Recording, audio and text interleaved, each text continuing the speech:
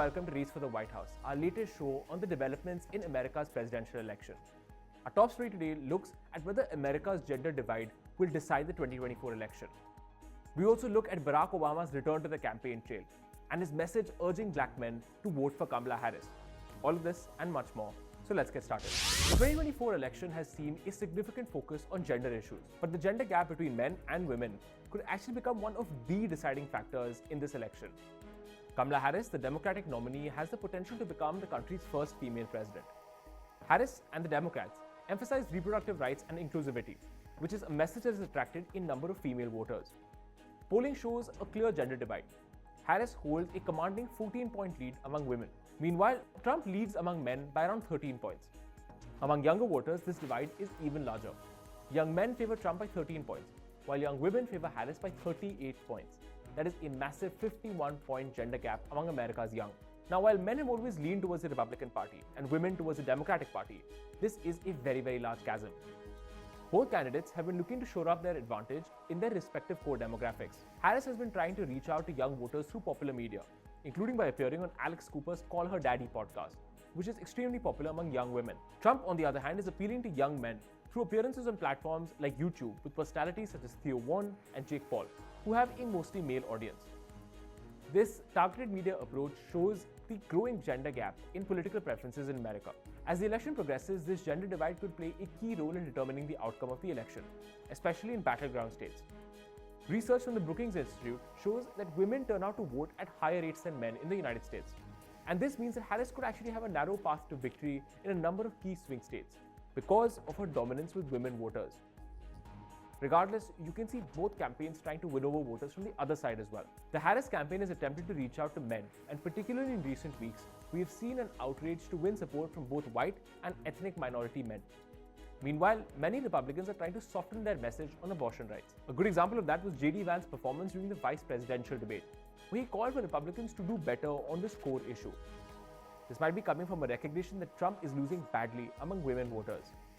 As research is showing, these gender gaps could end up deciding the 2024 election. Moving on, Kamala Harris is stepping up her efforts to win over undecided Latino voters. At a town hall, Kamala Harris stressed her tough immigration stance with Hispanic voters. She criticized Donald Trump for opposing a bipartisan bill that would have strengthened border security and rolled back access to asylum. Harris called the American immigration system broken and promised to create a pathway to citizenship for some classes of undocumented immigrants in the United States. This includes protecting the rights of dreamers, a special category of undocumented immigrants who were brought to America as children by their parents and have been raised there. The Latino vote is absolutely crucial for Harris in her race for the White House. Polls show that she has an 18-point lead over Trump with Latino voters. However, this is a smaller lead than incumbent President Joe Biden enjoyed over Trump in 2020. The town hall was broadcast on Univision and was held in Las Vegas, Nevada. It comes as Democrats are losing ground with Latino voters, a group that has traditionally supported them. Some Latino voters have shifted to the Republican Party, citing immigration, the economy, and rising living costs as their key concerns. Although Trump has made controversial remarks about immigrants in the past, some voters feel that he is better equipped to handle these problems. Other experts believe that Harris's late entry into the race has made it harder for her to connect with the Latino community. She is now working to strengthen her support among Latino voters. Her campaign has launched a support group to reach Latino men who tend to lean more towards Trump. She has also invested around $3 million in Spanish-language radio ads and is focusing on reaching voters through sporting events like baseball games and boxing matches. Harris's running mate, Minnesota Governor Tim Walz, has also been campaigning in key states like Arizona and Nevada. Despite her lead over Trump among Latino voters, Harris still faces challenges in winning over this important voting bloc. Moving on, former President Barack Obama is hitting the campaign trail in crucial swing states like Pennsylvania. With Donald Trump gaining in the polls in key swing states, the Harris campaign is hoping that Obama, who left office as a popular president, can help Harris win. Now, Obama is making headlines in his rallies and political appearances. For example, he publicly admonished black men for being lukewarm in their support for Kamala Harris. Polls suggest that around a quarter of black men under the age of 50 support Donald Trump over Kamala Harris. Obama said that some men might not like the idea of having a female president. He urged them to think about Harris's background and policies. Obama emphasized to black men that Harris grew up in similar communities and understands their struggles. He also contrasted Harris with Trump. Obama said that Trump has shown disregard for these communities and for black men as individuals. He also acknowledged reports that black voter turnout hasn't reached the same levels as when he was running for office. He noted the lack of enthusiasm that seemed more pronounced among black men. Now, Obama's visit to Pennsylvania was the start of his efforts to help Harris win key battleground states. During some of his appearances, he questioned why anyone thought Donald Trump would bring positive change in America. Obama also criticized Trump's fear-mongering and how he blocked a bipartisan border security deal. He said Trump only made things worse to help his political situation. In states like Pennsylvania, Michigan, Wisconsin, and Arizona, the race for the White House is expected to be very, very close. Obama's goal is to energize Democratic voters, especially where early voting has already begun. The Democrats will hope that their most recognized national political face will be able to swing things in Harris's favor. Now, it's time to move on to our next segment, Poll Watch, where we talk numbers. With less than a month remaining for the US presidential election, the race for the White House is becoming intense. Vice President Kamala Harris still maintains her narrow lead nationally, but it remains a neck-to-neck battle in key swing states. So let's take a look at how the presidential contenders are doing in the polls today. According to the New York Times Siena poll, Harris is still leading in the national polls with a 49% public support rating, while Trump is trailing at 46%. In the swing state of Michigan, Harris maintains a lead at 49%, while Trump is at 48%. In the states of Pennsylvania and Nevada, Harris has a 49 to 48 advantage over Trump. But in Arizona, Trump maintains his lead with a 49-47 advantage over Harris. In the state of Georgia, Trump has reclaimed a narrow lead with a 49-48 advantage over Harris. And finally, in North Carolina, Trump is leading with 49% of public support, while Harris is at 48%.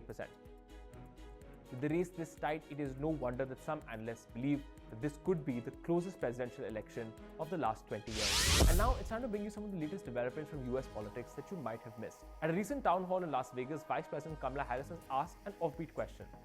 An audience member asked Harris to name 3 virtues of her opponent, Donald Trump. Harris thanked her for the question, but she struggled to find an answer. She initially did try to offer a compliment, saying that Trump seems to love his family, and she said that a majority of Americans actually have more in common than what divides them. But Harris also made clear that she did not admire Trump's approach to politics. She criticized Trump's us versus them mentality and said that it's unhealthy for the nation. Harris also admitted that she doesn't know him well, having only met him once. Although this sort of question is standard fare in US politics, it seems that both candidates have very little good to say about each other. Moving on, the campaign office shared by Vice President Kamala Harris and the Democratic Party in Tempe, Arizona, was hit by gunfire for the 3rd time in less than a month. The local police provided new details about the investigation, including a photo of a suspect's vehicle. These shootings all happened between midnight and 1 a.m. with no injuries. Police are taking extra measures to keep people safe, but the motive still remains unknown, and the investigation is still ongoing. The first shooting took place on September 16th, involving a BB or a pellet gun. Law enforcement is now on high alert due to rising threats of political violence, especially after 2 assassination attempts on Donald Trump. And finally, Minnesota Governor Tim Walz is trying to walk back his earlier comments calling for the elimination of the Electoral College. On Tuesday, Walz said at a fundraiser that the Electoral College needs to go. However, this is not the official stance of the Harris campaign. In an interview with ABC News on Thursday, Walz said, "My position is the campaign's position," and tried to clarify his earlier statement.